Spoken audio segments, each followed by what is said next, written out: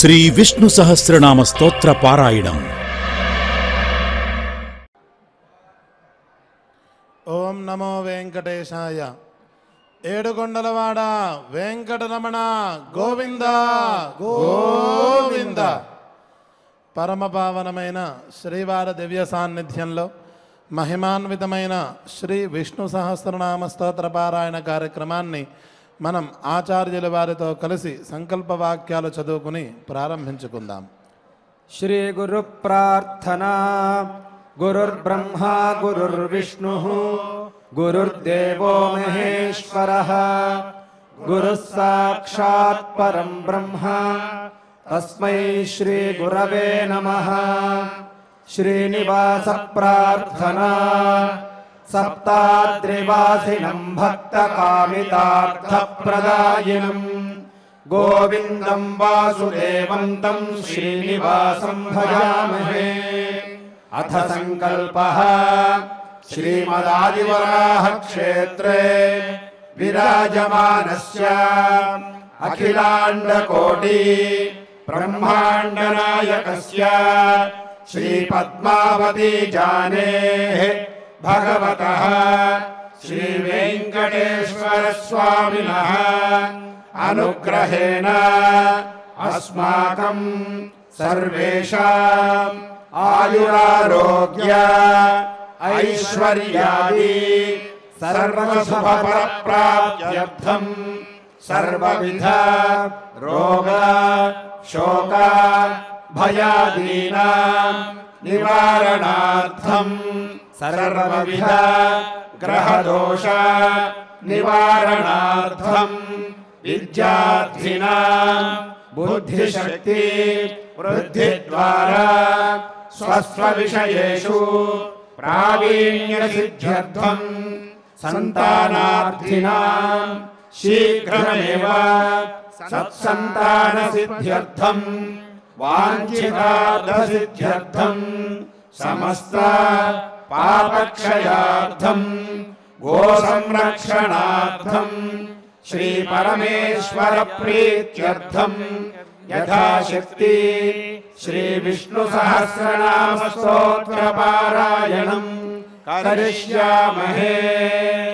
కృష్ణాదిష్టేన భీష్మేణ ధర్మరాజాయ బోధితం నామ్నాం సహస్రం శ్రీ విష్ణోః ధర్మసార ఇతిరితం.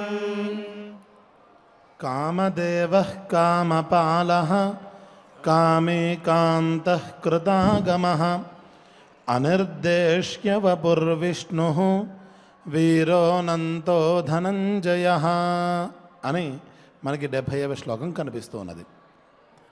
నిన్నటి రోజున హరిహి అనే నామంతో మనం వ్యాఖ్యానాన్ని ఆపుకున్నాం. హరిహి అనే పదానికి చాలా విస్తారమైన అర్థాలే ఉన్నాయని చెప్పుకున్నాం. ప్రసక్తంగా ఆయనే హరిహి, అశ్వరూపంలో ఉండేవాడు ఆయనే. ఆ అశ్వరూపంలో అంటే అక్కడ ఉండి అతన్ని ఉపసంహరించిన వాడు కూడా అతనే అని నేను అనుకున్నాం. అదేవిధంగా మనకు ఈ కర్మబంధం పోవటానికి ఉపాయాలు ఈ ద్రవ్యయజ్ఞమని, జపయజ్ఞమని, జ్ఞానయజ్ఞమని 3 ఉన్నాయి. అంటే పూజాది పునస్కారాలు లేక యజ్ఞాది క్రతువులు, ఇది ద్రవ్యయజ్ఞం అని పిలువబడుతూ ఉంటాయి. లేకపోతే ఏదైనా మనం ఒక మంత్రాన్ని ఇష్టంగా తీసుకుని దాన్ని నిరంతరం ఎక్కువ సంఖ్యలో జపం చేస్తూ ఉండడం, దీన్ని జపయజ్ఞం అంటారు. ఆ పరమాత్మ యొక్క విరాట్ తత్వాన్ని నిరంతరం అనుసంధానం చేస్తూ ఉండడాన్ని జ్ఞానయజ్ఞం అని పిలుస్తూ ఉంటారు.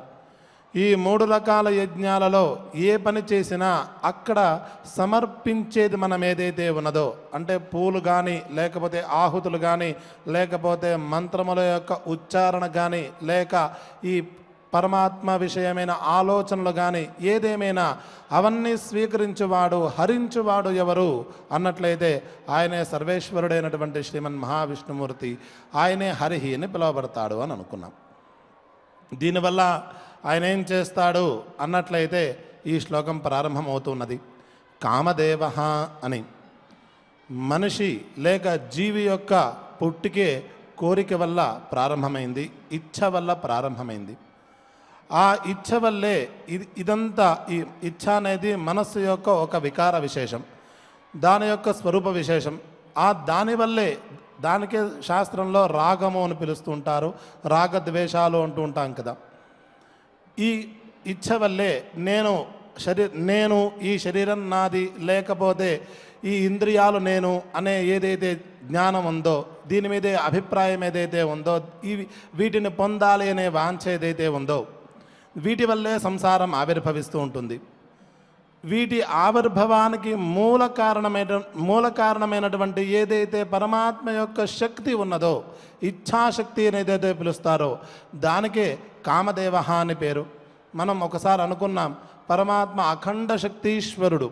ఆ పరమాత్మ ఎప్పుడైతే సంకల్పించాడో సృష్టి చేయాలని, అప్పుడు పరమాత్మను అతుక్కుని ఉన్నటువంటి, లేక పరమాత్మని అంటిపెట్టుకుని ఉన్నటువంటి ప్రతి శక్తి కూడా సాకార రూపాన్ని ధరించి ఆయా పరమాత్మ సంకల్పానుసారం ఆయా పనులు చక్రపడుతూ ఉంటాయి. అదేవిధంగా పరమాత్మలో ఉండేటువంటి ఈ ఇచ్ఛాశక్తి లేక కామదేవ అని పిలువబడేటువంటి శక్తి ఆయా జీవులలో లేశమాత్రంగా ప్రవేశిస్తూ ఉంటుంది. తద్వారా ఆ జీవి మనుగడను పొందుతూ ఉంటాడు. ఇలా జీవి యొక్క మనుగడకు కారణమైనటువంటి ఒకానొక శక్తి కామశక్తి అని పిలువబడుతుంది. దాన్నే కామదేవ అని పిలుస్తూ ఉంటారు. అటువంటి వాడు జీవ మనుగడకు కారణభూతమైన వాడు కనుక ఆయన కామదేవ అని పిలువబడతాడు. అంతేకాదు, ఆ ప్రేరణ ద్వారా మనం పరమాత్మను ఉపాసన చేస్తూ ఉంటాం, పరమాత్మను ఆరాధన చేస్తూ ఉంటాం. మన యొక్క పాపపుణ్యాలను లేక మన యొక్క అర్హతను, యోగ్యతను దృష్టిలో పెట్టుకుని ఆ కామాలను, ఆ కోరికలను అనుగ్రహించువాడు, తీర్చువాడు, అనుగ్రహించిన దానిని పరిరక్షిస్తూ ఉండేవాడు కనుక ఆ పరమాత్మ కామపాలహ అని పిలువబడుతూ ఉంటాడు. అంతేకాదు, కామి, ఆ పరమాత్మ ఎటువంటి వాడు అన్నట్లయితే కామి, ఆయనకు ప్రతి కోరిక తీరిపోయింది. మనకు చిన్న చిన్న కోరికలు ఉన్నాయి, తీరవలసిన కోరికలు చాలా ఉన్నాయి, నాకు కోరికలన్నీ తీరిపోయాయి అనే మాట మన నోటి నుండి అబద్ధానికైనా రాదు. పరమాత్మకు యథార్థంగా కోరికలనే లేవు. ఆయనకు అన్ని కోరికలు తీరిపోయిన స్థితిలో ఉన్నాడు, పరిపూర్ణ స్వరూపుడుగా ఉన్నాడు కనుక ఆయన కామి అని పిలువబడతాడు. శాస్త్రంలో కూడా ఆప్తకామ, పూర్ణకామ, అకామ అనే 3 రకాలైనటువంటి స్థితులు చెబుతూ ఉంటారు పరమాత్మకి. కామపాలహ అనే వాక్యం ద్వారా ఆప్తకామ తీరిన కోరికలు కలిగిన వాడు అని అర్థం చెప్పుకోవచ్చు. పూర్ణకామ పరిపూర్ణమైన కోరికలన్నీ తీరిపోయినవాడు, కోరికలన్నీ పరిపూర్ణంగా తీరిపోయినవాడు అని అర్థం చెప్పుకోవచ్చు. పైనామం ద్వారా అసలు కోరికనే లేనివాడు అకామహ అనే మాట ఈ కాంతః అనేది చెబుతున్నది. కాంతః అనే మాటకు కోరబడేవాడు అనే అర్థం మనందరికీ తెలిసిందే. మనం దేన్ని కోరుకుంటూ ఉంటాం అన్నట్లయితే ఏ పదార్థాన్ని చూసినా తద్వారా ఆనందం లభిస్తుందనే ఉద్దేశంతోనే మనం సంపాదిస్తూ ఉంటాం. పరమాత్మ అఖండానంద చైతన్య స్వరూపుడు, ఆనందో బ్రహ్మే దివ్యజానాత్ అనే వేదములు కూడా చెబుతూ ఉన్నాయి. కనుక ఈ ప్రపంచంలో ఉండేటువంటి కోరికే లేనటువంటి అఖండానందం ఏది అన్నట్లయితే అది పరబ్రహ్మే కనుక ఆయన కాంతః అని పిలువబడతాడు. పైపెచ్చు ఆ అఖండానంద చైతన్యమే ఈ జీవులుగా అవతరించాయి. లేక ఈ జీవులను ఉద్ధరించడానికి పరమాత్మే అనేకమైన అవతారాలను స్వీకరించాడు కనుక ఆ పరమాత్మ కృతాగమః అని పిలువబడతాడు. కృతాః ఆగమాః అవతారాః ఈయన సహా కృతాగమః అని పిలువబడతాడు. లేకపోతే అంటే 2 అర్థాలు చెప్పుకున్నాం. ఒకటి, ఆ పరమాత్మ యొక్క విలాసమే, ఆ పరమాత్మ యొక్క అంశములే ఈ జీవులందరూ కనుక ఆ పరమాత్మ కృతాగమః అని పిలువబడతాడు. లేక ఈ జీవులందరినీ ఉద్ధరించడానికి రకరకాలైనటువంటి అవతారాలను పరమాత్మ స్వీకరించాడు. దాంట్లో పరమోత్కటమైనవి 10, ఇంకా ప్రశస్తమైనవి 21, దానికన్నా ఎక్కువ సంఖ్య 32. ఈ విధంగా మనకి భాగవతంలో కనిపిస్తూ ఉంటుంది. కనుక ఆయన కృతాగమః, అనేకమైనటువంటి అవతారాలను, శరీరాలను ధరించినవాడు అని అర్థం చేసుకోవచ్చు. పైపెచ్చు పరమాత్మ అనిర్దేశ్య వపుః, అఖండానంద చైతన్య స్వరూపం అనుకున్న ఆ పరమాత్మ ఈ విధంగా ఉంటాడు, ఇంత ఉంటాడు, ఇది అని చెప్పడానికి ఏ ప్రమాణము మనకి దొరకదు. కాబట్టి ఏ విధంగా ఆ పరమాత్మ నిర్దేశించడానికి వీలు కానివాడు కనుక ఆయన అనిర్దేశ్యమైన శరీరం ఆకృతి కలిగిన వాడు అనిర్దేశ్య వపుః అనుకోవచ్చు. లేక ఆ పరమాత్మ అనేక అవతారాలను ధరించాడు. మన జన్మలకు పాపపుణ్యముల కారణం. ఈ జీవి ఈ విధంగా ఇక్కడ ఎందుకున్నాడు అని చెప్పడానికి అతని యొక్క పూర్వ పాపపుణ్యాలే కారణమవుతూ ఉంటాయి. అవి ఎరిగిన వారే మహర్షులు దేవర్షులు పిలువబడుతూ ఉంటారు. వాళ్ళకి ఈ జీవి ఎందుకు ఈ విధంగా ఇక్కడ ఉన్నాడో తెలిసిపోతూ ఉంటుంది. అంటే మన పాపపుణ్య ప్రభావం చేత మనం జన్మను పొందుతూ ఉంటాం. ఆయా సందర్భాలను మనం పొందుతూ ఉంటాం. పరమాత్మకు ఇటువంటి అవసరమే లేదు. మనమందరం కూడా ప్రకృతికి అధీనమై ఉన్నాం. పరమాత్మ ప్రకృతి అనధీన స్థితిలో ఉన్నాడు కనుక ఆయన అవతారాలు స్వీకరిస్తున్నాడు.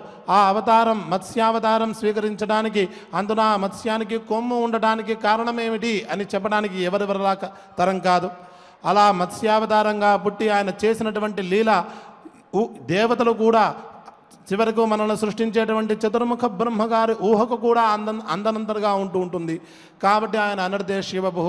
అలాగే కూర్మావతారాన్ని స్వీకరించిన, వామనావతారాన్ని స్వీకరించిన, ఆదివరాహావతారాన్ని స్వీకరించిన ఆయన చేసే పనులు, ఆయన యొక్క లీలలు ఎవరు కూడా ఊహించలేరు.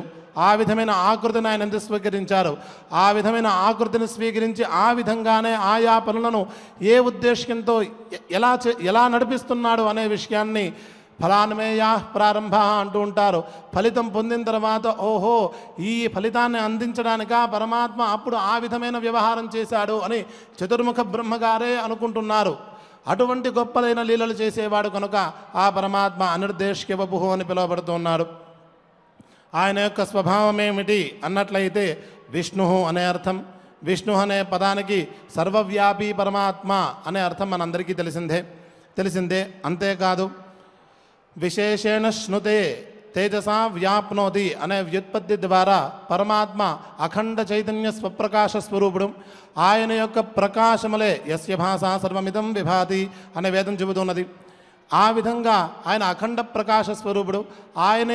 ఆయన యొక్క ప్రకాశమే ఈ ప్రపంచం మొత్తం ప్రకాశిస్తూ ఉన్నది. ఈ భూమి కూడా ప్రకాశిస్తున్నది ఆయన యొక్క ప్రకాశం వల్లే. మిగతా గ్రహాలన్నీ కూడా ప్రకాశిస్తూ ఉన్నాయి ఆయన యొక్క ప్రకాశం వల్లనే. అంతెందుకు మనమందరం కూడా ప్రకాశిస్తూ ఉన్నాం. మనలో ఒక రకమైన కళ కనిపిస్తున్నది. ఏదైతే ప్రాణం లేని వాడి దగ్గర కనిపించడం లేదో, ప్రాణం లేని వాడి దగ్గర ఏదైతే కనిపించడం లేదో, మన దగ్గర ఏదైతే వెలుగుతూ ఉన్నదో ఆ ప్రకాశమంతా ఆ పరమాత్మ దగ్గర నుంచే వచ్చింది.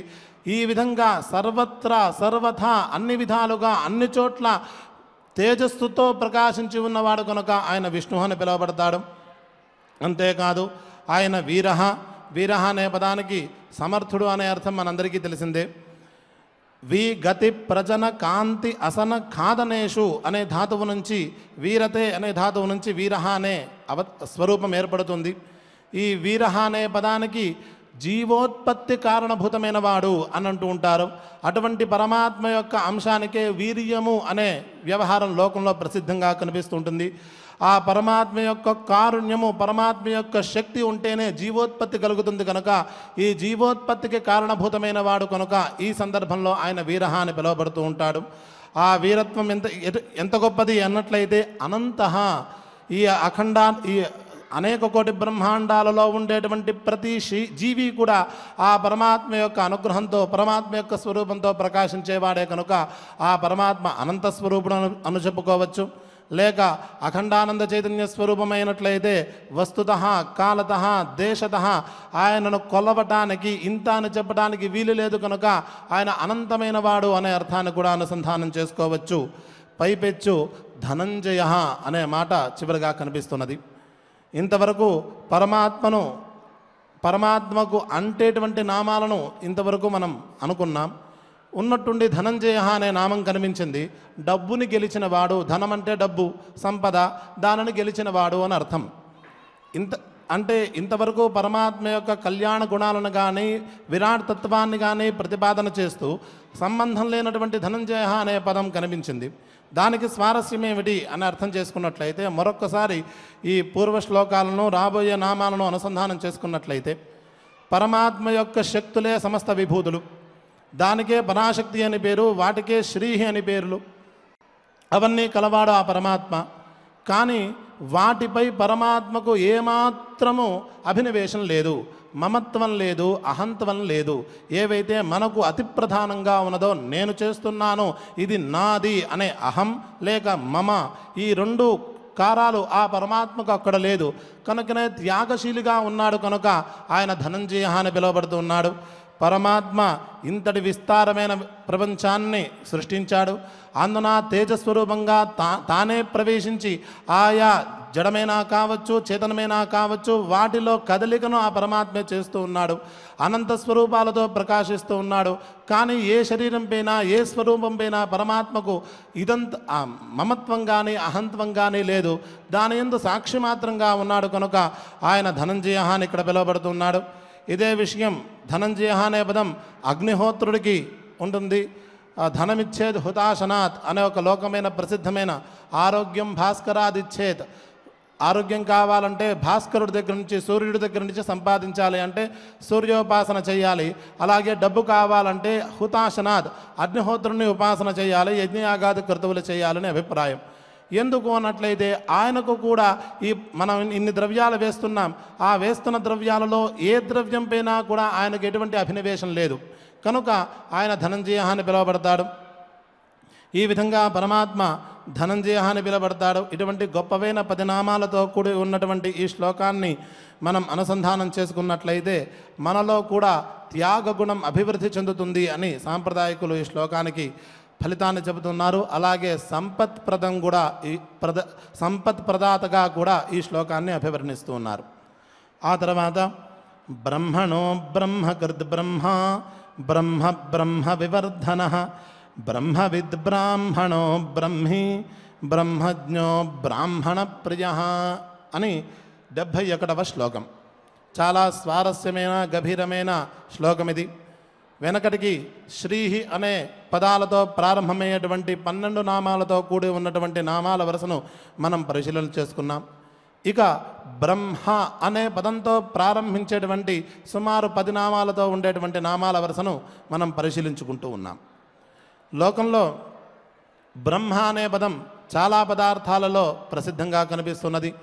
ప్రధానంగా నిర్గుణ పరబ్రహ్మ మీద, అలాగే సగుణ పరబ్రహ్మ మీద, అలాగే చతుర్ముఖ బ్రహ్మగా అంటే మాయా శబలిత బ్రహ్మ చతుర్ముఖ బ్రహ్మ మీద, అలాగే వేదాలపై, ఉపనిషత్తులపై, ఆయా మంత్రాలపై, అలాగే జీవులపై, ఇక తపస్సులపై, ఈ విధంగా సుమారు 10 పదార్థాలపై బ్రహ్మ అనే వ్యవహారం లోకంలోనూ వేదంలోనూ కనిపిస్తున్నది. ఇటువంటి బ్రహ్మ అనే పదం ద్వారా పిలవబడేటువంటి ప్రతి పదార్థానికి మేలు చేకూర్చేవాడు, దాని యందు సాధుత్వంతో ఉండేవాడు, అనుకూలంగా ఉండేవాడు. కనుక ఆ పరమాత్మ బ్రహ్మణ్య అని పిలువబడుతూ ఉన్నాడు. బ్రహ్మణి సాధువు.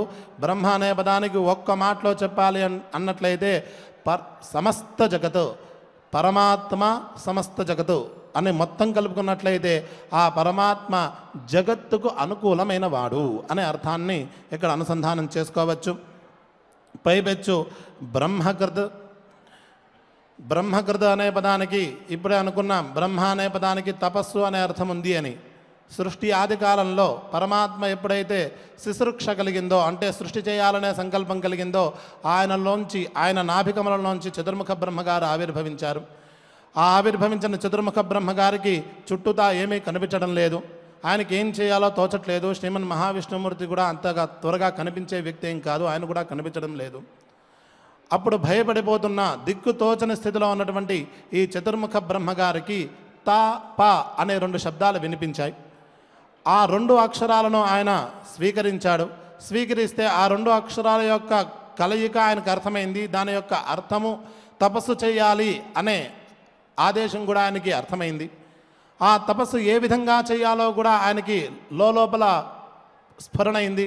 చతుర్ముఖ బ్రహ్మగారు అంటే సాధారణమైన జీవి కాదు. ఈ జీవులలో, ఇప్పుడున్నటువంటి జీవులలో అందరికన్నా చాలా గొప్పవాడు. ఆయనకి మించి తపశ్శక్తి లేనివాడు ఎవరైనా ఉన్నారు అంటానికి లేనంత గొప్పదైనటువంటి తపశ్శక్తి కలిగినటువంటి పుణ్యజీవి ఆయన.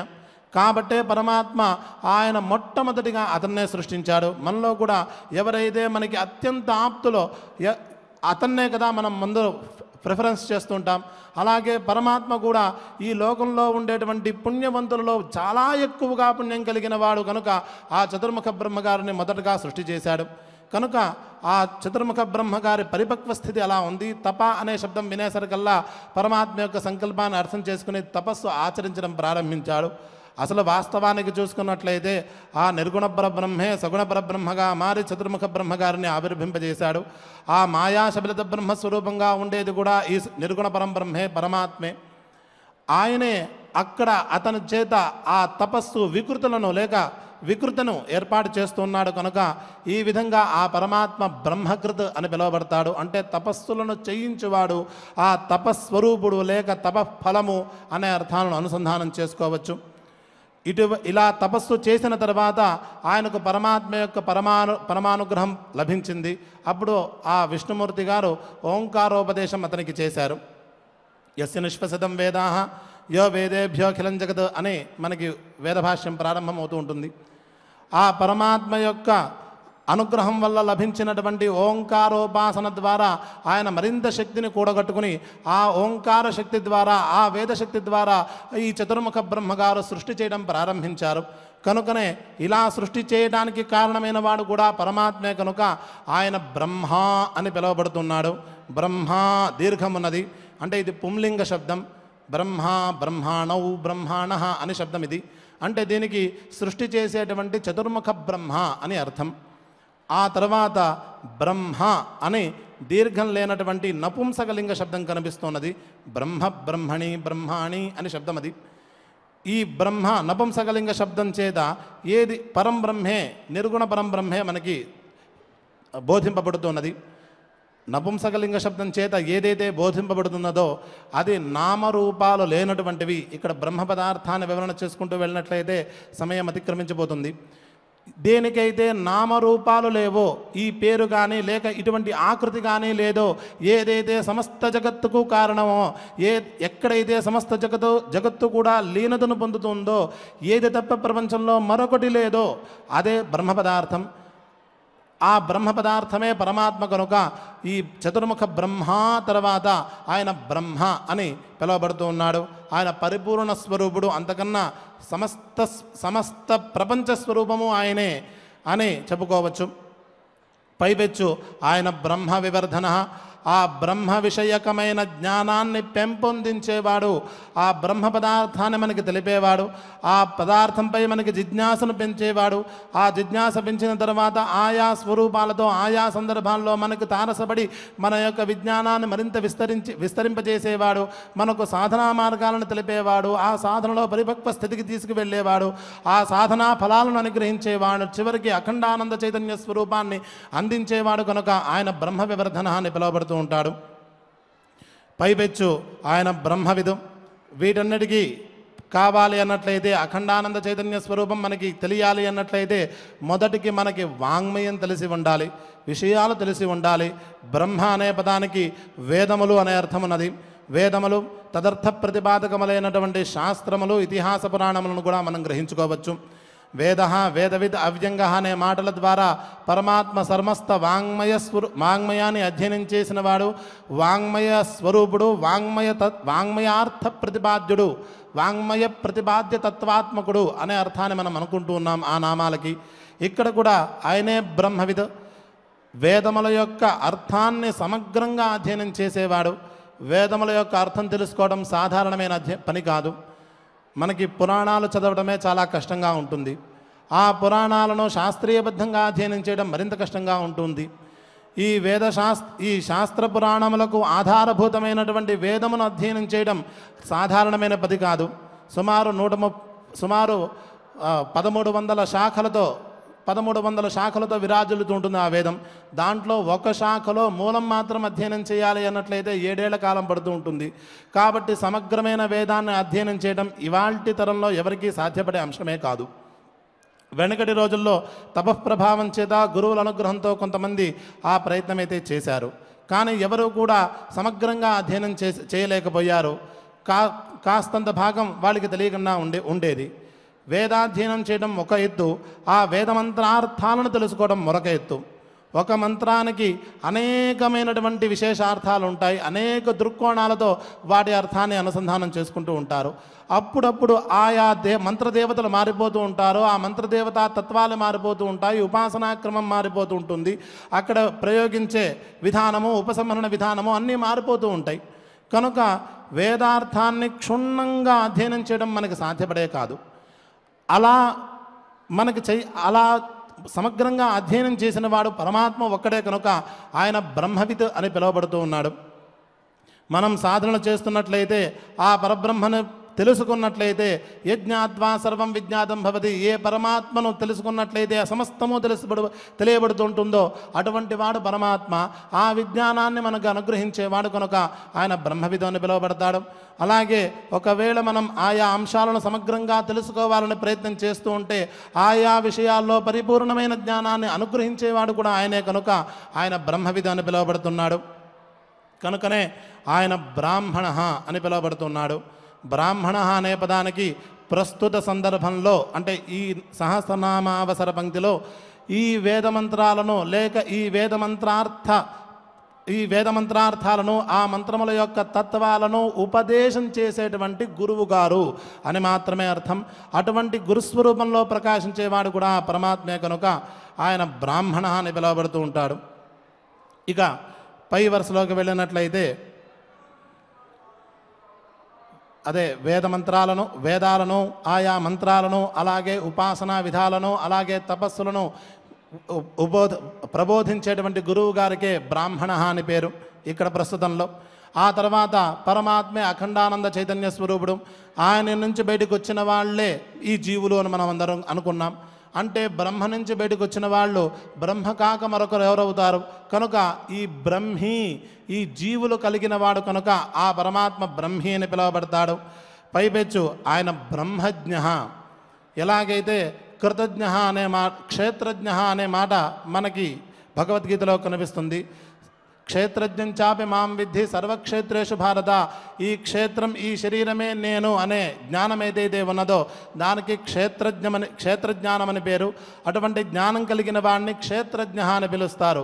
మనం ఒకసారి సర్వజ్ఞ అనే నామం దగ్గర ఈ సర్వము నేనే అనే జ్ఞానం ఏదైతే ఉన్నదో దానికే సర్వజ్ఞత్వము అని అనుకున్నాం.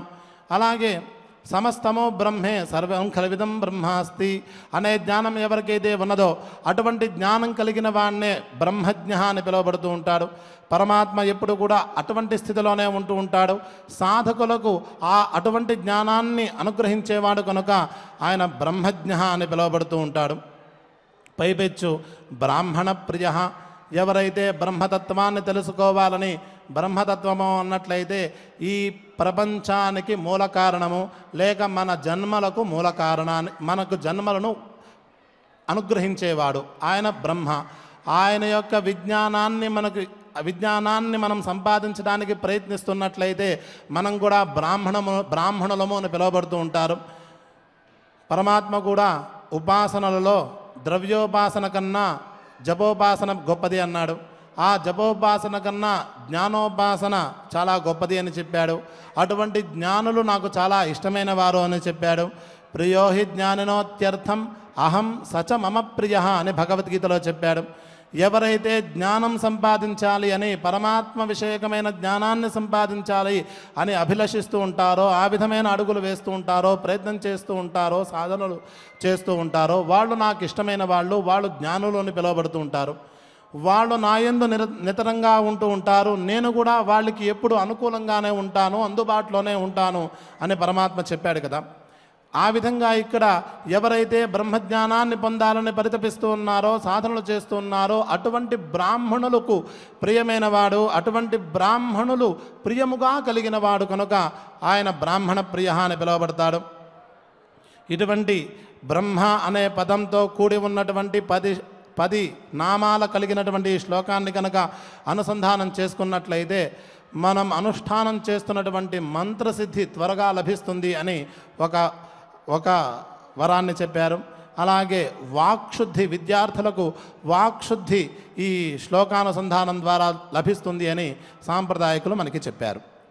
ఆ తర్వాత పై శ్లోకం మహాక్రమో మహాకర్మ మహాతేజ మహోరగ మహాక్రతుర్మహాయజ్వ మహాయజ్ఞో మహాహవిహి అని. పరమాత్మ ఇంతవరకు తానే బ్రహ్మస్వరూపంగాను చెప్పాడు. ఇకపై అంటే ఇంతవరకు ఆయన నిర్గుణ పరబ్రహ్మగానో కొంత మేర సగుణ బ్రహ్మగానో కనిపించారు. ఇక పూర్తిగా సగుణ బ్రహ్మగా మనకి దర్శనమిస్తూ ఉన్నారు. మహాక్రమ గొప్పదైన పరాక్రమము కలిగిన వాడు పరమాత్మ అని కేవలం వామనావతారం ఒక్కటే స్వీకరించక్కలేదు, అది బాగా కనిపించింది. ఆయన తన యొక్క 3 పాదాలతో మొదటి 2 పాదాలతోనే ఆయన సమస్త బ్రహ్మాండాన్ని ఆవరించేశాడు. మొదటి పాదంతో భూమిని, 2వ పాదంతో భూమి తప్ప మిగతా బ్రహ్మాండం మొత్తాన్ని ఆవరించేశాడు. మూడవ పాదంతో బలి చక్రవర్తిని ధర్మపంథంలోకి నిలబెట్టాడు. ఈ విధమైన ఆయన గొప్పదైన పరాక్రమాన్ని చేశాడు. అంతేకాదు అనేక అవతారాలలో అనేక రకమైనటువంటి ఆయన విక్రమాలనే చూపించాడు, నడవడికలను చూపించారు. ఎవరైనా ఊహించగలరా? ఒక చాపకి ఒక కొమ్ము ఉంటుంది, ఆ కొమ్ముకి ఒక తాడుతో ఒక నావ కట్టి ఉంటుంది. ఆ నావలో చాలామంది మహర్షులు, జంతువులు, అలాగే సృష్టికి అనుకూలమైనటువంటి బీజములు అన్నీ ఉంటూ ఉంటాయి. మహాప్రళయం చుట్టూతా నీళ్లు ఎగసిపెడుతూ ఉంటూ ఉంటాయి. పైనుంచి కుంభవృష్టి కురుస్తూ ఉంటుంది. కానీ ఆ జీవులు ఏమీ కాకుండా, వాళ్లకు ఎటువంటి అపాయం కలగకుండా, చివరికి వాళ్ళు ఆ వానకు తడవకుండా వాళ్ళను పక్కకి తీసుకెళ్లేటువంటి ఒక చాప వస్తుంది. అది చాలా చాకచక్యంగా తీసుకెళ్తుందని ఎవరైనా ఊహించగలరా? ఇటువంటి గొప్పదైన విక్రమం ఆయన మత్స్యావతారంలో చేశారు. అలాగే ఎక్కడైనా తాబేలు కింద బ్యాలెన్స్ సపోర్టు లేకుండా ఏదైనా పర్వతాన్ని మోయగలదా? పరమాత్మ మందర పర్వతాన్ని మోసాడు. సముద్రం అక్కడ దేవతలు రాక్షసులు అమృతం కోసం సముద్రాన్ని చిలుకుతున్నప్పుడు ఆ మందర పర్వతాన్ని తాబేలు రూపంగా ధరించారు. ధరించేటప్పుడు ఆయన కింద ఏముంది సపోర్టుగా? ఏమీ లేదు. హాయిగా ఆయన కాళ్ళు ఊపుతూ తేలియాడుతూ ఉన్నాడు నీళ్ళల్లో. ఇది అమిత విక్రమే, అది గొప్పదైన మహాక్రమమే కదా, ఉత్క్రమమే కదా. ఇలా ఏ అవతారం తీసుకున్నా, పరమాత్మ యొక్క ఏ చర్య తీసుకున్నా అది చాలా గొప్పగా కనిపిస్తున్నది. కనుక చాలా గొప్పదైనటువంటి నడవడిక లేక పరాక్రమము కలిగిన వాడు కనుక ఆయన మహాక్రమ అని పిలువబడుతూ ఉన్నారు. అందుకనే వేదం షన్నో విష్ణురుక్రమ అని ప్రార్థన చేస్తున్నది.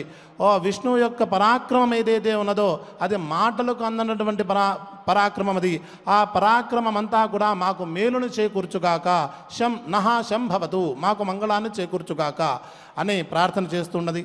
అటువంటి వేదముల చేత ప్రార్థింపబడేటువంటి గొప్పదైనటువంటి ఆయన పరాక్రమము కలిగిన వాడు కనుక ఆయన మహాకర్మ అని పిలువబడతాడు.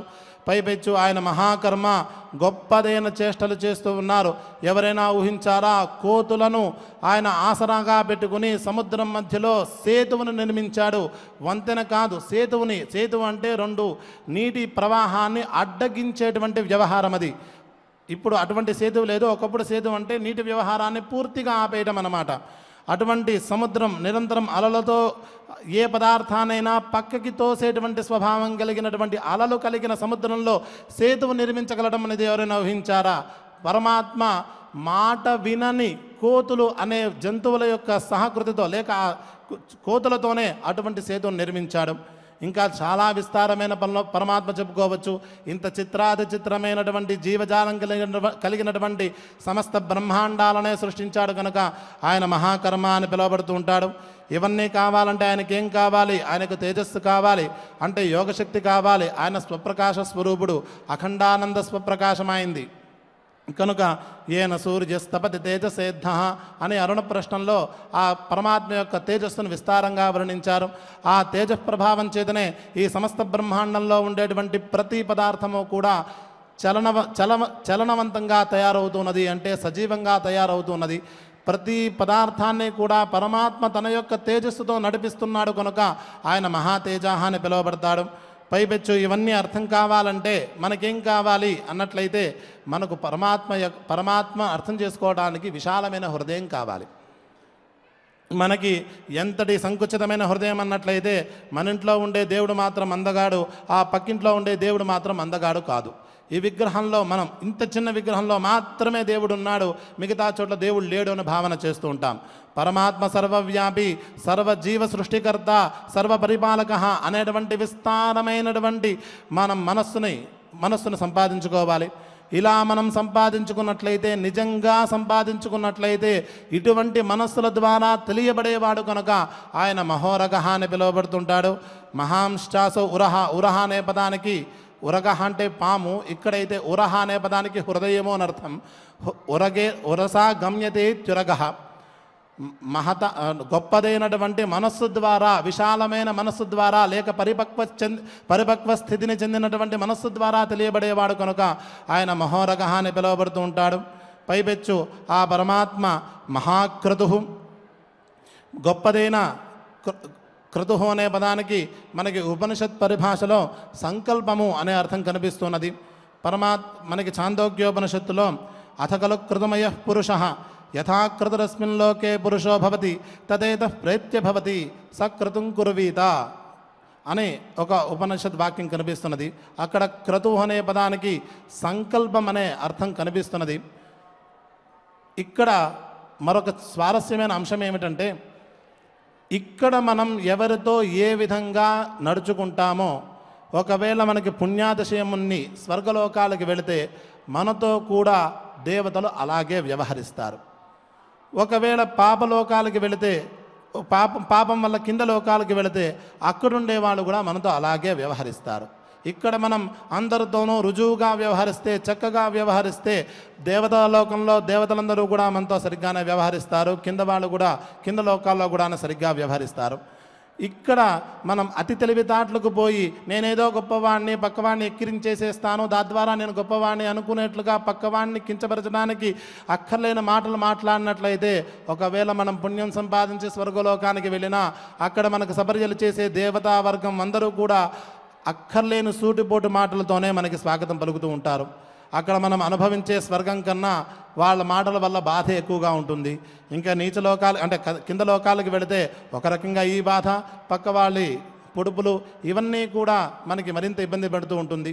కాబట్టి వివేకం కలిగినటువంటి వివేకం కలిగినటువంటి జన్మలు పొందే స్థానమైన ఈ భూమిలో మనం ఏ విధంగా నడుచుకుంటామో, ఏ విధంగా ఆలోచన చేస్తామో, ఏ విధంగా పలుకుతామో, ఏ విధంగా వ్యవహరిస్తామో అదే విధమైన చర్య మిగతా లోకాల్లో ఉంటుంది.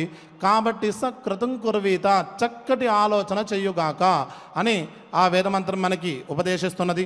పరమాత్మ మహాక్రతుః, ఆ పాజిటివ్గానే ఆయన ఆలోచిస్తూ ఉంటాడు.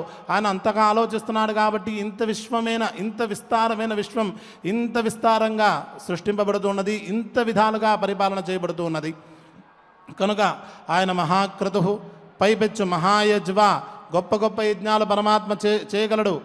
యజ్ఞం అంటే కేవలం ఒక రకమైన యజ్ఞం చెప్పుకోవచ్చు. విశ్వసృజ ప్రథమా సత్రమా సదా సహస్రతమం ప్రసృతేన యంతః అని వేదంలో ఒక చోట కనిపిస్తున్నది. ఈ చతుర్ముఖ బ్రహ్మగారు ఒకరే కాదు, చతుర్ముఖ బ్రహ్మకి సహాయకులుగా 8 ప్రజాపతులు, 8 ప్రజాపతులు, ఒక్కొక్క ప్రజాపతి గారికి ఇద్దరిద్దరు సహాయకులు చొప్పున 16 మందులు ఉప ప్రజాపతులు, వాళ్ళకి కొంతమంది సహాయకులు. ఈ విధంగా విశ్వసృడ్ వర్గం అనే ఒక వర్గం ఉన్నది. అంటే ప్రపంచాన్ని సృష్టి చెయ్యు వర్గము అని అర్థం దానికి. వీళ్ళందరూ కలిసి ఈ విశ్వాన్ని ఏ విధంగా సృష్టి చేయాలి, సృష్టి చేసిన దాన్ని ఏ విధంగా పరిపాలన చేయాలి అనే ఉద్దేశ్యంతో నిరంతరం శ్రీమన్ మహావిష్ణువు యొక్క ప్రీతి కొరకు, ఆయన యొక్క అనుగ్రహం కొరకు నిరంతరం సుమారు 10,000 దివ్య సంవత్సరాల పాటు విస్తారమైన యజ్ఞాన్ని చేశారట. అటువంటి యజ్ఞస్వరూపుడు, అటువంటి అక్కడ యజ్ఞం చేసేవాళ్ళు ఎవరు అన్నట్లయితే విశ్వసృడు. వాళ్ళే ఎక్కడి నుంచి పుట్టారు అంటే మాయాశబలిత బ్రహ్మ అయినటువంటి చతుర్ముఖ బ్రహ్మగారి దగ్గర నుంచి. ఆ చతుర్ముఖ బ్రహ్మగారు పరబ్రహ్మ నుంచి ఆవిర్భవించారు కదా. పుట్టిన వాళ్ళు ఎవరు అన్నట్లయితే వాళ్ళందరూ కూడా, అంటే ఆ విశ్వసృడు వర్గంలో ఉండే వాళ్ళందరూ కూడా పరమాత్మ యొక్క స్వరూపాలే కనుక ఆ పరమాత్మే ఇంత గొప్ప యజ్ఞాన్ని చేస్తున్నాడు కనుక ఆయన మహాయజ్వాన్ని పిలువబడతాడు. ఇంకా చెప్పాలి అన్నట్లయితే, తేలిక మాటలో చెప్పాలి అన్నట్లయితే, ఇంత విస్తారమైన విశ్వమనే యజ్ఞాన్ని నిర్వహిస్తున్నవాడు కనుక, యజమాని కనుక ఆయన మహాయజ్వాన్ని పిలువబడుతూ ఉంటాడు. ఆయన చేసేటువంటి ఈ విశ్వమే యజ్ఞము కనుక ఆయన మహాయజ్ఞ అని కూడా పిలువబడుతూ ఉంటాడు. మనం చేసేటువంటి ద్రవ్యయజ్ఞము ఆయనే, జపయజ్ఞము ఆయనే, అలాగే జ్ఞానయజ్ఞం చెప్పనేక్కర్లేదు, ఆయనే జ్ఞానస్వరూపుడు కనుక మొత్తం యజ్ఞస్వరూపుడే పరమాత్మ. యజ్ఞో వై విష్ణు అని వేదం ప్రబలంగా చెబుతూ ఉన్నది. మరో స్వారస్యం కూడా చెప్పుకోవచ్చు. పైపెచ్చు మహాహవిహి, యజ్ఞంలో వేసేటువంటి ప్రతి హవిర్భావము కూడా ఆ పరమాత్మే. ఏం వేస్తూ ఉంటాం? మనల్ని మనమే వేసుకుంటూ ఉన్నాం. మన పాపాలని కాదు, మనల్ని మనమే వేసుకుంటూ ఉన్నాం. అనుష్ఠానం చేసుకుంటూ ఉంటాం. మంత్రజపం వేస్తూ సాధారణంగా హోమాలు వేస్తున్నట్లయితే మనకు ప్రతినిధిగా ద్రవ్యాలను వేస్తూ ఉంటాం. జపయజ్ఞం అయినట్లయితే సంఖ్యను వేస్తూ ఉన్నాం. జ్ఞానయజ్ఞం వెళ్ళినట్లయితే ఆలోచనలు వేస్తూ ఉన్నాం. ఆలోచన యొక్క ఆకృతే కదా ఈ ప్రపంచమంతా. ఆలోచన అనే ప్రసక్తే లేకపోయినట్లయితే, సకల చిత్తవృత్తి నిరోధం జరిగినట్లయితే అక్కడ ఉండేది కైవల్యమే కదా, కేవల బ్రహ్మ పదార్థమే కదా. కాబట్టి అక్కడ మహాహవి. ఇదే విషయం మనకి బ్రహ్మార్పణం బ్రహ్మహవి అనే భగవద్గీతా శ్లోకంలో మనం విస్తారంగానే విని ఉన్నాం. ఇటువంటి గొప్పదైనటువంటి జీవులను ఉపసంహరణ చేసేటువంటి స్వభావం కలిగిన పరమాత్మ కనుక సృష్టించేవాడు ఆయనే, పరిపాలన చేయువాడు ఆయనే, పరిపాలన చేసే దశలో ఆయా ఆకృతులు అక్కడ ఉండేవాడు ఆయనే, ఆ జీవులకు కలిగేటువంటి వికృతులు ఆయనే, ఆ వికృతులను ఉపసంహరించువాడు, ఆ జీవులను కూడా ఉపసంహరించువాడు కూడా ఆయనే. సర్వం ఖల్విదం బ్రహ్మాస్తి. బ్రహ్మ కన్నా మరొక పదార్థం లేదు. ఇదే శ్రీకృష్ణ పరమాత్మ చాలా తేలికగా మత్తః పరతరం నాణ్యత్ కించిదస్తి. ఓ ధనంజయ, అర్జున, ఓ త్యాగశీలి కలవాడా, త్యాగముశీలముగా కలిగినవాడా, నాకంటే వేరైన పదార్థం ప్రపంచంలో మరొకటి లేదు. ఇటువంటి వాసుదేవ సర్వం అనే జ్ఞానాన్ని పెంచుకోండి, సంసారం నుంచి బయటకుపడండి అనే ఉపదేశం చేశాడు. అటువంటి గొప్పవైనటువంటి భావాల్ని ప్రతిపాదన చేసేటువంటి ఈ శ్లోకాన్ని మనం అనుసంధానం చేసుకున్నాం. ఇక మనం భక్తి శ్రద్ధలతో శ్రీ విష్ణు సహస్రనామ స్తోత్ర పారాయణ కార్యక్రమాన్ని ప్రారంభించుకుందాం. కామదేవః కామపాలః కామదేవః కామపాలః కామీకాంతః కృతాగమః కామీకాంతః కృతాగమః అనిర్దేశ్య వపుర్విష్ణుః అనిర్దేశ్య వపుర్విష్ణుః వీరోనంతో ధనంజయః వీరోనంతో ధనంజయః బ్రహ్మణ్యో బ్రహ్మకృద్బ్రహ్మా బ్రహ్మణ్యో బ్రహ్మకృద్బ్రహ్మ బ్రహ్మ బ్రహ్మ వివర్ధనః బ్రహ్మ బ్రహ్మ వివర్ధనః బ్రహ్మవిద్బ్రాహ్మణో బ్రహ్మీ బ్రహ్మవిద్బ్రాహ్మణో బ్రహ్మీ బ్రహ్మజ్ఞో బ్రాహ్మణప్రియః బ్రహ్మజ్ఞో బ్రాహ్మణప్రియః మహాక్రమో మహాకర్మా మహాక్రమో మహాకర్మ మహాతేజా మహోరగః మహాతేజా మహోరగః మహాక్రతుర్మహాయజ్వా మహాక్రతుర్మహాయజ్వా మహాయజ్ఞో మహాహవిః. మహాయజ్ఞో మహాహవిః. ఇప్పుడు మనం భక్తి శ్రద్ధలతో పారాయణాన్ని ప్రారంభించుకుందాం. అస్య శ్రీ విష్ణోర్దివ్య సహస్రనామ స్తోత్ర మహామంత్రస్య శ్రీ వేదవ్యాసో భగవాన్ ఋషిః అనుష్ఠుప్ ఛందః శ్రీ మహావిష్ణుః పరమాత్మా శ్రీమన్నారాయణో దేవతా అమృతాంశోద్భవో భానురితి బీజం దేవకీ నందన స్రష్టేతి శక్తిః ఉద్భవః శోభనో దేవ ఇతి పరమో మంత్రః శంఖభృన్నందకీ చక్రీతి కీలకం శార్ంగధన్వా గదాధర ఇత్యస్త్రం రథాంగపాణిరక్షోభ్యైతి నేత్రం త్రిసామాసామగः సామేతి కవచం ఆనందం పరబ్రహ్మేతి యోనిః ఋతుస్సుదర్శనః కాల ఇతి దిగ్బంధః శ్రీ విశ్వరూప ఇతి ధ్యానం శ్రీ మహావిష్ణు ప్రీత్యర్థే సహస్రనామ స్తోత్ర పారాయణే వినియోగః ధ్యానం శాంతాకారం భుజగశయనం పద్మనాభం సురేశం విశ్వాధారం గగన సదృశం మేఘవర్ణం శుభాంగం లక్ష్మీకాంతం కమలనయనం యోగి హృద్యానగమ్యం వందే విష్ణుం భవభయహరం సర్వలోకైకనాథం విశ్వం విష్ణుర్వషట్కారో భూతభవ్య భవత్ప్రభుః భూతకృద్భూతభృద్భావో భూతాత్మా భూతభావనః భూతాత్మా పరమాత్మా చ ముక్తానాం పరమాగతిః అవ్యయః పురుషः సాక్షి క్షేత్రజ్ఞోऽక్షర ఏవ చ యోగో యోగవిదాం నేతా ప్రధాన పురుషేశ్వరః नारसिंहवपुः श्रीमान् केशवः पुरुषोत्तमः सर्वः सर्वशिवस्थानुर्भूतादिर्निधिरव्ययः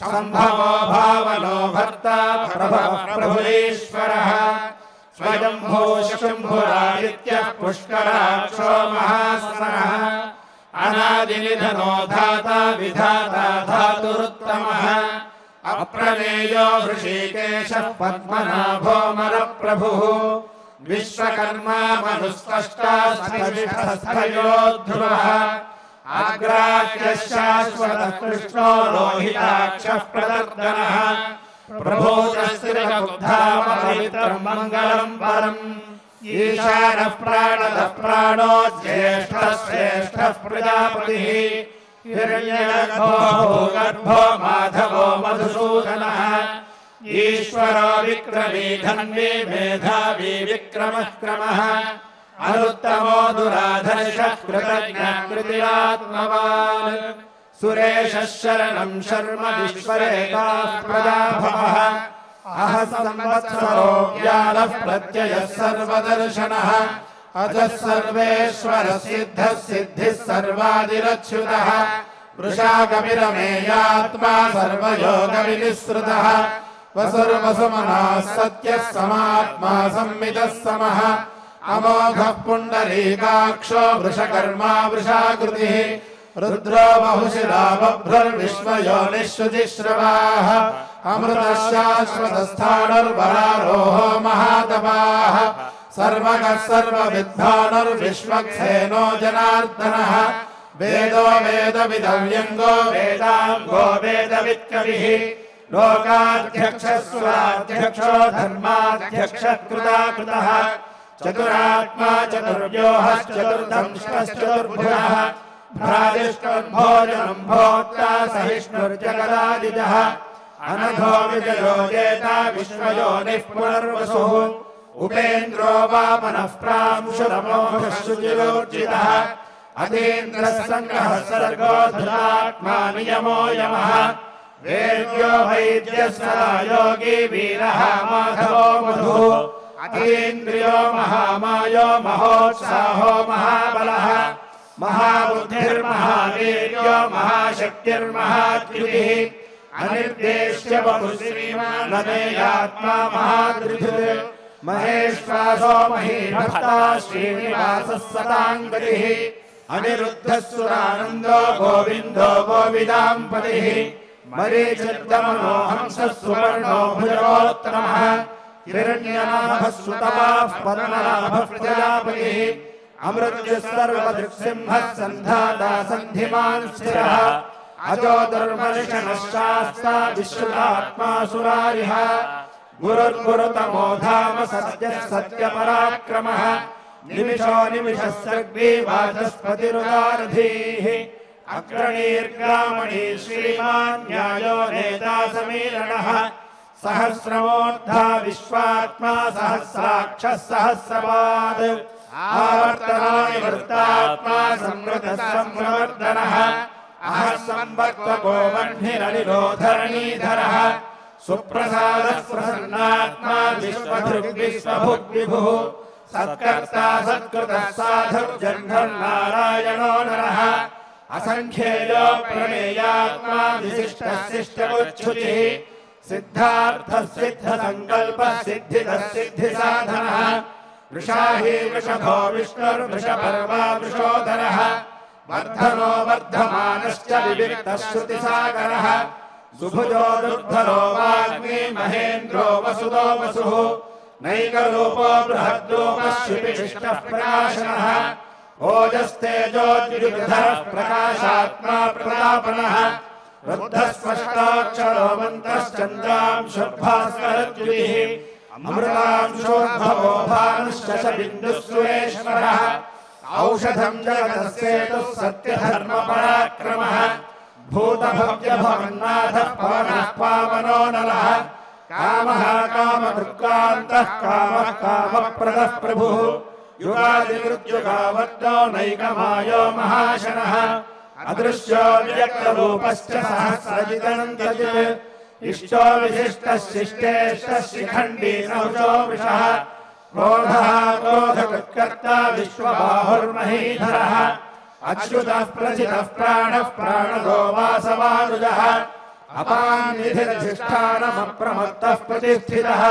स्कन्दः स्कन्दधरो धर्यो वरदो वायुवाहनः वासुदेवो महद्भानुरादिदेवः पुरन्दरः अशोकस्तारणस्तारः शूरः शौरिर्गणेश्वरः अनुकूलः शरावर्तः पद्मिः पद्मनिहेक्षणः पद्मनाभो रविन्दाक्षः पद्मगर्भः शरीरभृत् महर्षिर्धो वृद्धात्मा महाक्षो गरुडध्वजः अतुलः शरभो भीमः समयज्ञो हरिर्हरिः सर्वरक्षणलक्षण्यो लक्ष्मीवान् समिलिञ्जयः वीक्षरो रोहितो मार्गो हेतुर्दामोदरः सः महीधरो महाभागो वेगवानमिताशनः उद्भवः शोभनो देवः श्रीगर्भः परमेश्वरः करणं कारणं कर्ता विकर्ता गहनो गुहः व्यवसायो व्यवस्थानः संस्थानस्थानोद्भवः परभिः परमस्पष्टस्तुष्टः पुष्टः शुभेक्षणः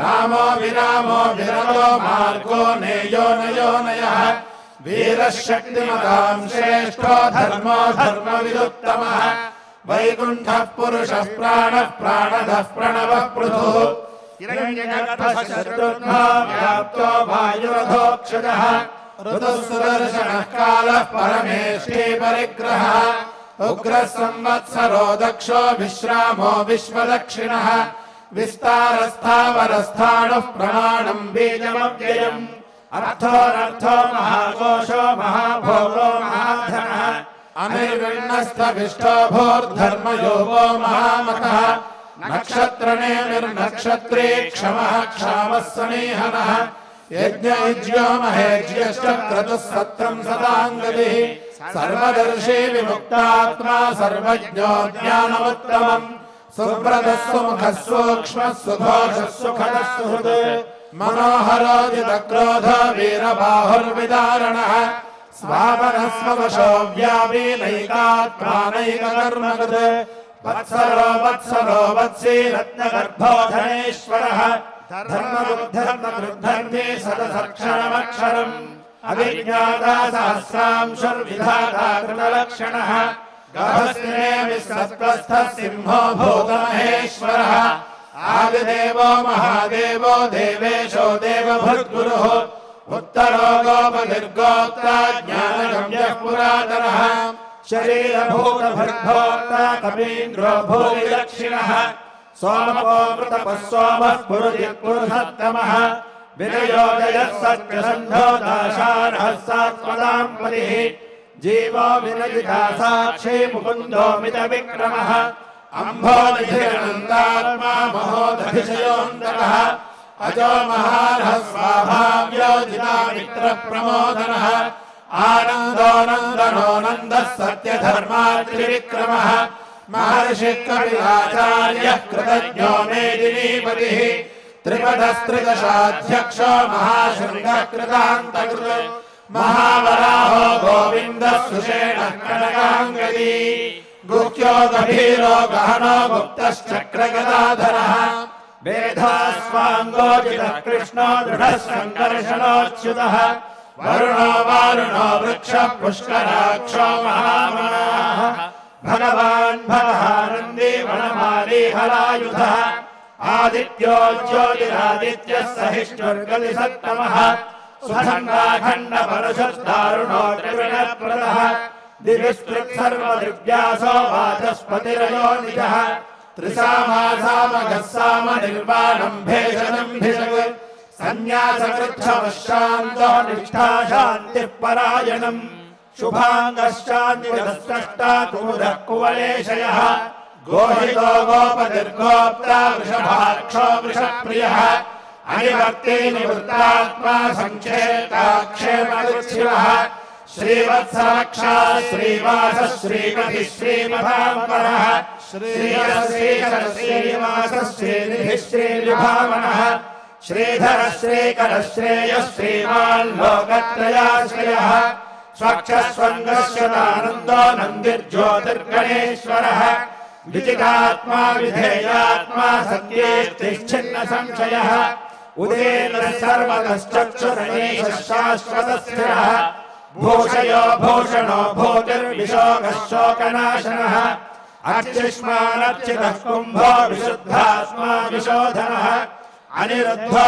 प्रतिरथः प्रद्युम्नो मितविक्रमः कालनेमिनिः वीरः शौरिः शूरजनेश्वरः त्रिलोकात्मा त्रिलोकेशः केशवः केशिः हरिः कामदेवः कामपालः कामी कान्तः कृतागमः अनिर्देश्यवपुर्विष्णुर्वीरोऽनन्तो धनञ्जयः ब्रह्मण्यो ब्रह्मकृद्ब्रह्मा ब्रह्म ब्रह्मविवर्धनः ब्रह्मविद्ब्राह्मणो ब्रह्मी ब्रह्मज्ञो ब्राह्मणप्रियः महाक्रमो महाकर्मा महातेजा महोरगः महाक्रतुर्महायज्वा महायज्ञो महाहविः स्तव्यस्तवप्रियस्तोत्रम् स्तुतिस्तोतारणप्रियः पूर्णः पूरयिता पुण्यः पुण्यकीर्तिर्नामयः मनोजवस्तीर्थकरो वसुरेता वसुप्रदः वसुप्रदो वासुदेवो वसुर्वसुमना हरिः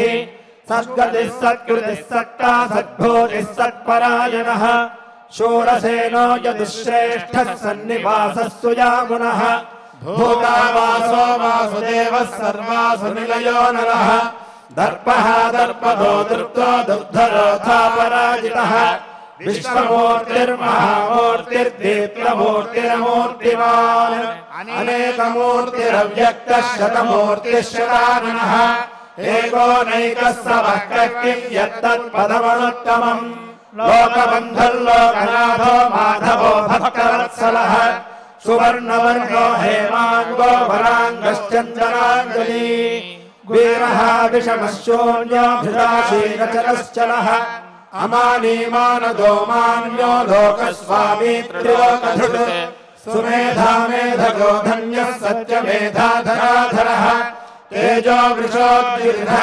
सर्वशस्त्रभृताम्बरः प्रग्रहो निग्रहो व्यग्रो नैकशृङ्गो गदाग्रजः चतुर्मूर्तिश्चतुर्बाहुश्चतुर्व्यूहश्चतुर्गतिः चतुरात्मा चतुर्भावश्चतुर्वेदविदेकपात् समावर्तो निवृत्तात्मा दुर्जयो दुर्विक्रमः दुर्लभो दुर्गमो दुर्गो दुरावासो दुरारिः शुभाङ्गो लोकसारङ्गः सुतन्तुस्तन्तुवर्धनः इन्द्रकर्मा महाकर्मा कृतकर्मा कृतागमः उद्भवः सुन्दरः सुन्दो रत्ननाभः सुलोचनः अर्को वाजसनः शृङ्गी जयन्तः सर्वविजयी सुवर्णबिन्दुरक्षोभ्यः सर्वभागीश्वरेश्वरः महाह्रदो महावर्तो महाभूतो महानिधिः कुमुदः कुन्दरः कुन्दः पर्जन्यः पावनो निलः अमृतांशोऽमृतवपुः सर्वज्ञः सर्वतोमुखः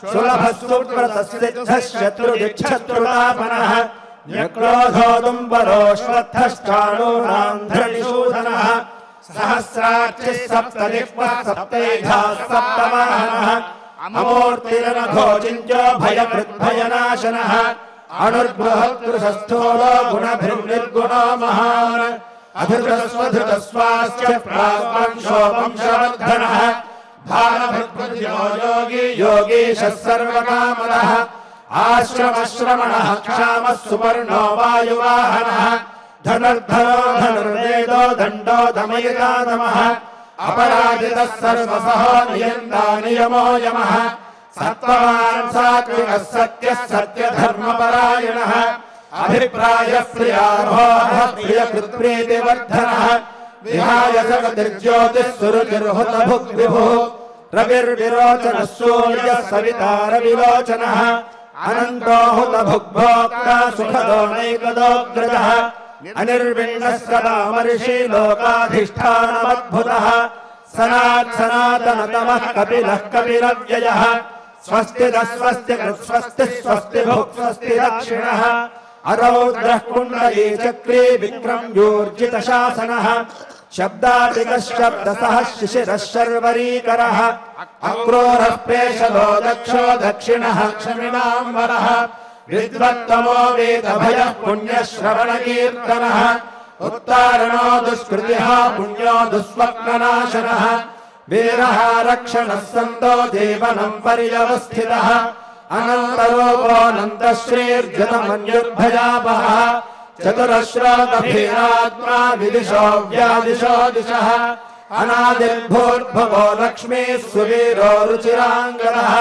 जरणो जनजन्मादिर्भीमो भीमपराक्रमः आधारनिलयो धाता पुष्पहासः प्रजागरः ऊर्ध्वगः सत्पथाचारः प्राणदः प्रणवः प्रणः प्रमाणं प्राणनिलयः प्राणभृत्प्राणजीवनः तत्त्वं तत्त्वविदेकात्मा जन्म मृत्युजराजगः भूर्भुवः स्वस्तरस्तारः सविता प्रपितामहः यज्ञो यज्ञपतिर्यज्वा यज्ञाङ्गो यज्ञवाहनः यज्ञभुर्यज्ञभुर्यज्ञे यज्ञभुग्यज्ञसाधनः यज्ञान्तकृत्यज्ञमुख्यमन्नमन्नाद एव च आत्मयोनिः स्वयं जातो वैखानः सामगायनः देवकीनन्दनः स्रष्टा क्षितेशः पापनाशनः शङ्खभृन्नन्दकी चक्रेशाङ्गधन्वागदाधरः रथाङ्गवाणिदक्षोभ्यः सर्वप्रहरणायुधः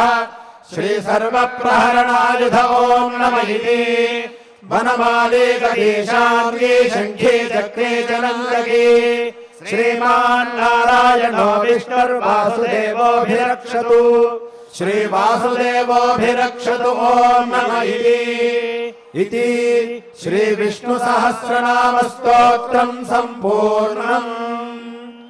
ఈ విధంగా భక్తి శ్రద్ధలతో మనం శ్రీ విష్ణు సహస్రనామ స్తోత్ర పారాయణ కార్యక్రమాన్ని నిర్వహించుకున్నాం. ఈ పారాయణ ఫలితాన్ని పరమపావనమైన శ్రీవారి దివ్య చరణాల యందు సమర్పణ చేసుకుంటూ ఈ మంగళ శ్లోకాలతో కార్యక్రమాన్ని పూర్తి చేసుకుందాం. అథ క్షమా ప్రార్థనా యదక్షరపదభ్రష్టం మాత్రాహీనం చ యద్భవేత్ తత్సర్వం క్షమ్యతాం దేవనారాయణ నమోస్తుతే. అథ లోకక్షేమ ప్రార్థనా సర్వే భవంతు సుఖినః సర్వే సంతు నిరామయాః సర్వే భద్రాణి పశ్యంతు మా కశ్చిద్ దుఃఖభాగ్ భవేత్. అథ మంగళం శ్రియకాంతాయ కళ్యాణ నిధయే నిధయేర్థినాం శ్రీవేంకటనివాసాయ శ్రీనివాసాయ మంగళం.